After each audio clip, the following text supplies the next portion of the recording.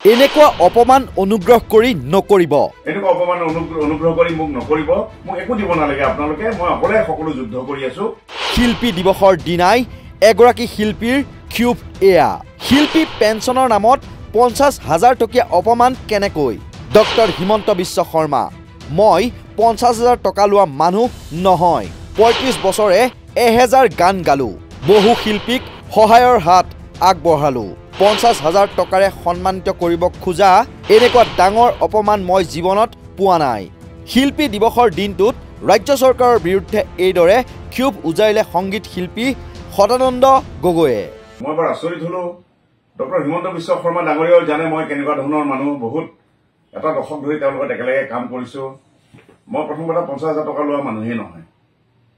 কিয়নো মোৰ ভাল দিনত মোৰ এতিয়াও মনত আছে, এবাৰ এজন কালিয়া বজোৱা শিল্পী, তেওঁৰ হালোৱাহাল মৰিল গোৱালপাৰা জিলাৰ পিনে।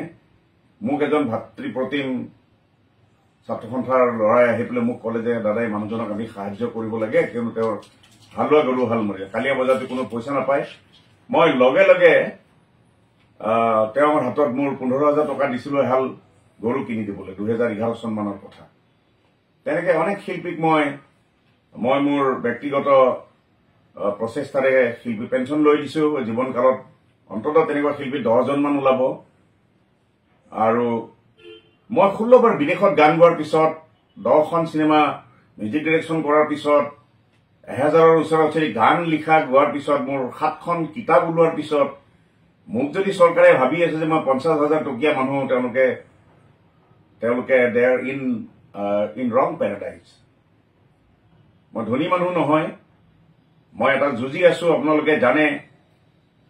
সাৰদা কেছটোত মই প্ৰত্যেক মাহত, প্ৰত্যেক 45 দিনত কলিকতাত গৈ 35,000 পৰা 40,000 টকা খৰচ কৰি মই মোক নিজকে নিৰ্দোষী প্ৰমাণ কৰিবলৈ মই কেছ কৰি থাকিবলগীয়া হৈছে। আপুনি জানে আমাৰ আইন ব্যৱস্থাত মই দোষ কৰিলেও নকৰিলেও মই নিৰ্দোষী বুলি ময়ে প্ৰমাণ কৰিব লাগে টকা পইচা খৰচ কৰি। উল্লেখযোগ্য যে শিল্পী দিৱসৰ দিনটোত শিল্পী পেঞ্চনৰ তালিকাত সংগীত শিল্পী সদানন্দ গগৈৰ নামটো 50,000 টকাৰ এককালীন সাহায্যৰ তালিকাত অন্তৰ্ভুক্ত কৰাৰ বাবে সেই ধন গ্ৰহণ নকৰে বুলি বদ্ধপৰিকৰ শিল্পীগৰাকী। সেয়েহে ফেচবুকত এক ভিডিঅ' যোগে সদানন্দ গগৈৰ আহ্বান, এই 50,000 টকা মোৰ সলনি গাঁও অঞ্চলৰ নিৰীহ শিল্পীসকলক দিয়ক। মুখ্যমন্ত্ৰী সাংস্কৃতিক মন্ত্ৰী মহোদয়, মোক একো দিব নালাগে, একো বিচৰাও নাই। গোটেই জীৱনটো অকলেই যুঁজি যাম। প্লিজ অন্ততঃ এনেকুৱা অসন্মান নকৰিব। একো দুখ নকৰাকৈ মই যুদ্ধ কৰি আছো আৰু এখন সম্পূৰ্ণ অকলশৰীয়া যুদ্ধ।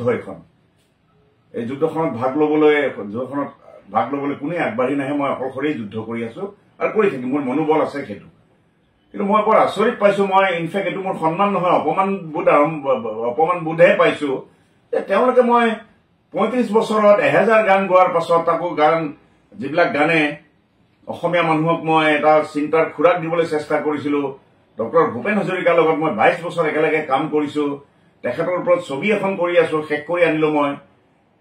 মোক তেওঁলোকে কি বুলি ভাবি 50,000 টকাৰে মোক সন্মানিত কৰিব খুজিছে। ইয়াতকৈ ডাঙৰ অপমান আৰু মই জীৱনত কেতিয়াও পোৱা নাই। ই মোৰ বৰ অপমান।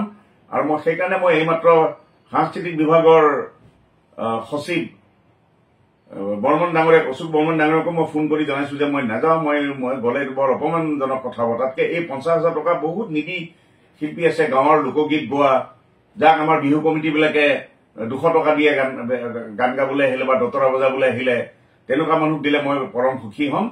আৰু মই ইয়াৰ প্ৰতিবাদত মই এই সন্মান, আচলতে অসন্মান মই গ্ৰহণ নকৰো বুলি সকলোকে জনালো। লগতে মুখ্যমন্ত্ৰী, সাংস্কৃতিক মন্ত্ৰী বিমল বৰা ডাঙৰীয়া সকলোকে মই জনালো, এনেকুৱা অপমান অনুগ্ৰহ কৰি মোক নকৰিব।